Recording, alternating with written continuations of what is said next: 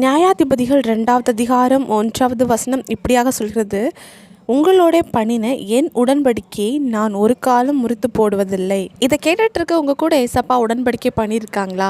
அப்படி ஏசப்பா உடன்படிக்கை பண்ணியிருந்தாரு அப்படின்னா அதை நிச்சயமா உங்க வாழ்க்கையில நிறைவேற்றுவாரு. உடன்படிக்கைன்னா என்னன்னா, ஏசப்பா உங்களுக்கு கொடுத்துருக்கிற ப்ராமிஸ் தான். உங்களை ஏசப்பா நிச்சயமா ஆசீர்வதிப்பேன்னு சொல்லி உங்களுக்கு ஒரு ப்ராமிஸ் கொடுத்துருந்தாரு அப்படின்னா அதை நிச்சயமா ஆண்டவர் நிறைவேற்றுவார். மறந்து போக மாட்டார்.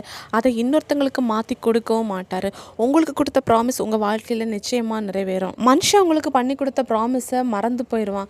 அது மட்டும் இல்லை, முக்கியமாக அந்த உறவையே துண்டிச்சிருவான். நம்முடைய ஆண்டவராகிய இயேசு கிறிஸ்து மாறாத தேவன்.